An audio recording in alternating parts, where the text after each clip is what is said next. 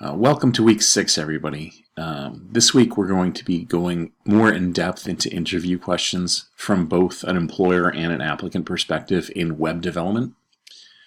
I'm going to be covering eBlast templates, and there's a work sample assignment. So there's 4 weeks left in the course.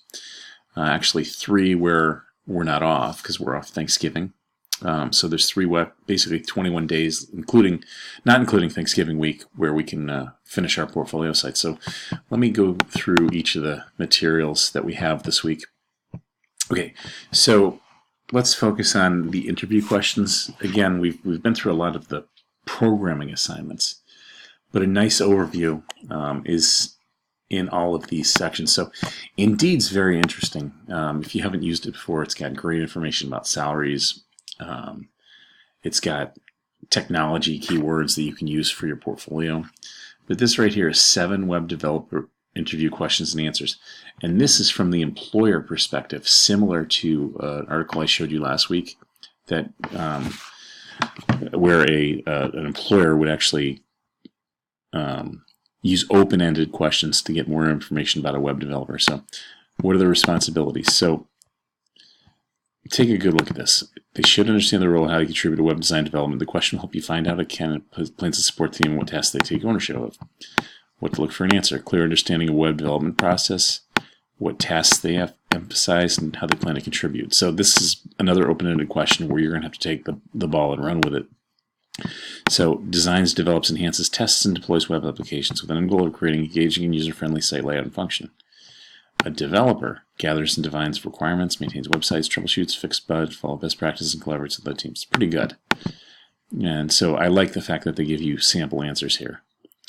So what sparked your interest in web development? What is the W3C, World Wide Web Consortium? And this is explain how you optimize and reduce web application load time. For you guys who have taken React or Angular, be sure to include this because those benchmarks are huge. I've mentioned this in my other classes. Unfortunately, we're in online environments, so you don't hear it too much, but Google is definitely trying to reduce load times. They're going to penalize people who have longer load times. So, that's one of the reasons why working on plugins for WordPress to make them load faster would be a good idea at this point. So this is a really good one, solely by solely enabling browser caching. So 2 compared to 1.1, this will show you HTTP knowledge. So take a good look at Google if you have that. Of course, the programming languages what we're looking for is a mix, back end, front end. CSS, SQL. This is a trap because they're not really coding languages. CSS is markup. Structured query language is a language, but these are a little bit different than programming languages. But look for a variety. That's what they want. And this is the last good one. So some of these open-ended questions are great. Now let's go back to this. Now this is preparing for your interview, and this is from Hacker Noon, but Medium bought them. Take a good look at this one if you're feeling anxious, because it's about a 10-minute read. But they're going to point you to, the use of closures, things like that, ES6, all the things that we've been talking about earlier in this course. This is really good. How the web works, how the difference between HTTP and HTTPS.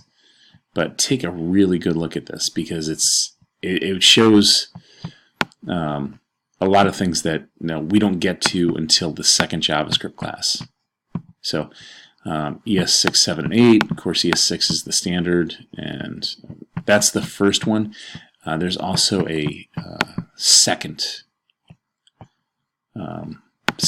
part 2 for this. So this is a great overview. I highly recommend taking a look at it. And I'm only doing this, I'm kind of vetting, what's taught in these articles. The mental phase of shoot for your dream job I haven't even covered, but let's scroll down to the nitty gritty here and take a good look at the overviews of things, how things set up, how to code modularly so that this is one element, this is one, this is one, this is one, component-based architecture, and this is basically WebD 171. Take a good look at that, and I'm going to scroll all the way down here so you can take a nice a look at all this. So looking for Glassdoor, but Code Wars is a really good one, and just making sure your code pens are up to date and have some good stuff in them would be a great thing. Stack Blitz is another one that you want to experiment with and make sure it has materials. All right, so I'm going to go back to week 6. Those are all great articles, but these last two things, Robert Half, dev interview questions. Robert Half is a technology company. They're headhunters, and that's why they're, hopefully this thing loaded this morning. Hopefully they, evaluating job candidates. So this is more of from the employer perspective, but take a good look. A lot of repetitive stuff. Can you please tell me some projects you work with? Pretend I'm a tech novice, which more than likely the person asking this is. Presentation, namespacing in JavaScript. That's a really important thing. Anyway, I'm going to go back. That's here, and there's some really good articles about namespacing in JavaScript you can take a look at. That happened to show up. Now, this one is Top Talent, and Top Talent is, if you didn't know it, they basically they have an entry exam and they hire the top 3% of freelance talent. So, if you're doing this stuff and you run with the dev section here, you can apply as a developer, and they'll take you through this section. So you can keep working until you improve your score if your score isn't that good. So Top Talent has that great reputation of getting only the best developers, so you're going to make a little more money. I highly recommend at least signing up with them and taking their quizzes, because you'll only get better from that. But Top Talent has a great reputation. Let me go back to my courses here and bounce back to 171. So now we've got interview questions from, wrong class, 191, excuse me. But Top Talent has a great reputation because of that top 3% section. So what they recommend, I would highly recommend you check it out, okay? So that's our little interview section for this week. This is a company list for those attending the portfolio show. Now, we finally have a date. It's going to be April 30th, Thursday afternoon, 5 to 8 p.m. You guys are more than welcome to attend. I'll be contacting you in the spring to verify that you want a table. But these are the companies that are hopefully going to be there at minimal. And I'm extending my campaign, which we'll talk about in a second, to make sure more companies are there. But right now, the portfolio show will be GIS, Global Information Systems, Fashion, Multimedia, and us. But we were the first to do it, so we're kind of taking the reign on this, and I'll show you what I mean in a second. And if you have more companies, I give you those lists because you're free to invite them. By the way, this should be down here. The Code Dojo Ultimate Developer Web Guide is another good one for you. So as we go through this, sorry, my internet's so slow for some reason. We'll let that load for a second. But what's probably going to happen, because there are other people in this portfolio show, is that you'll have two to a table. You'll each have a monitor, and on that table, as I've said before, you'll have a print book, a business card, your business cards, a resume, and a style guide. The style guide you did this past week. So this is Code Dojo is pretty good, Coding Dojo, and they've got preparation is critical. And what they don't say here, and what I recommend is to link in initially with these people. This is a great concept right here, finding a current developer. So if you know the company, what you can do is go into LinkedIn and look at the LinkedIn employees that are for that company and see what skills they have. And then definitely take a look at their site, take a look at their clients. That would definitely get you going. But go back to we've been through the company list. Now, I want to talk about the eBlast templates that I have here, because you're more than welcome to to invite anybody you want to work with. You know, a lot of people have dreams of working for Sony, for gaming. Let me get rid of this stuff here. Anyway, these templates right here. Let me just unzip them. Hopefully they unzip. I hope. Let's see here. Okay. I'm going to use the archiver instead of my zip program here. So we'll get this thing unzipped. But I wanted to show you eBlast templates you can use. And we'll let that fetch. Sorry, this is taking so long. Here. I'm going to actually pause the video.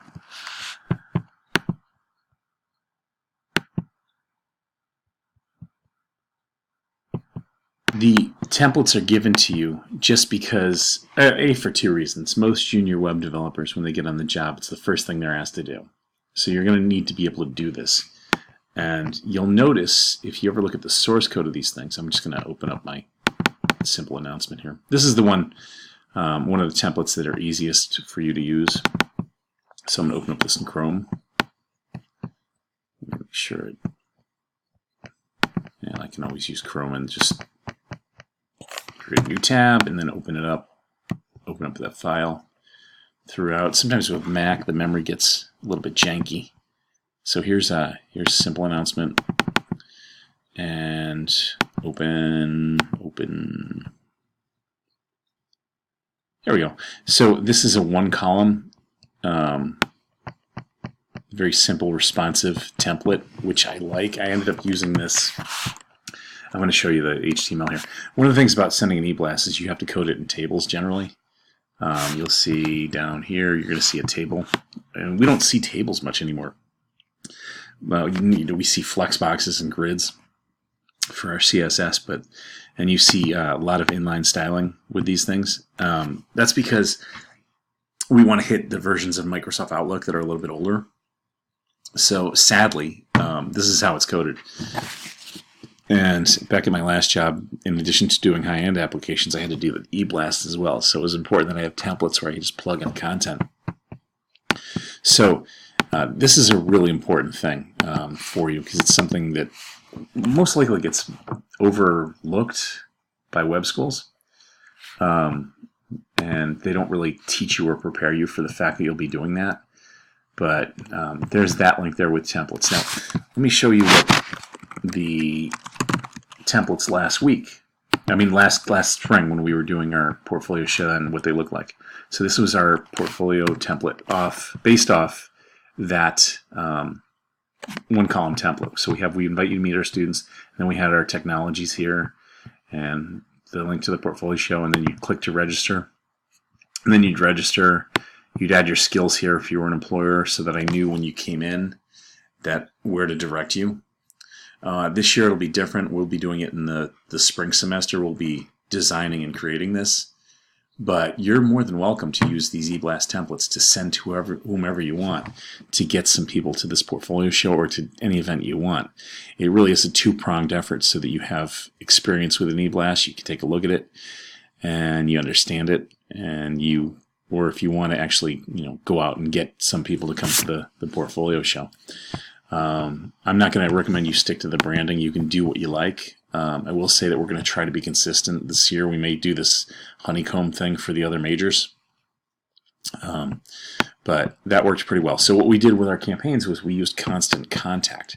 And Constant Contact has the ability of showing whether people opened our email or not. So this video will get you acclimated to Constant Contact. A lot of companies are using them.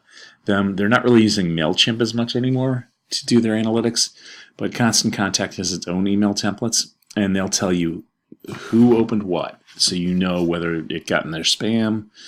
Constant Contact also allows you to whitelist your own domain, which means that it won't, if you send a bulk email, it will not appear in spam, which I've done with my own campaigns, especially this one, the one for the portfolio show. So that's the other portion of this week's content. I don't really want to distract you from your work.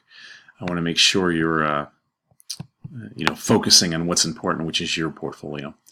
So this is the assignment, and I have the assignment explained in here. So that's week 6. Next week we're off, and then we have 2 weeks to kind of close this out. It's not a lot of time, so we need to sort of bump up our workload. And by the end of this week, we may end up meeting using Google Hangout again if it's necessary, just to get us through until the week 8 assignment. The final assignment, by the way, is in the assignments folder. So this is the last time I can. It's due December 14th at 5. I can't accept anything past December 16th. These may be our assignments coming up. You see they're unpublished because I have to fit it into our schedule. But this is where we're at with this course. Anyway, any questions, please don't hesitate to reach out.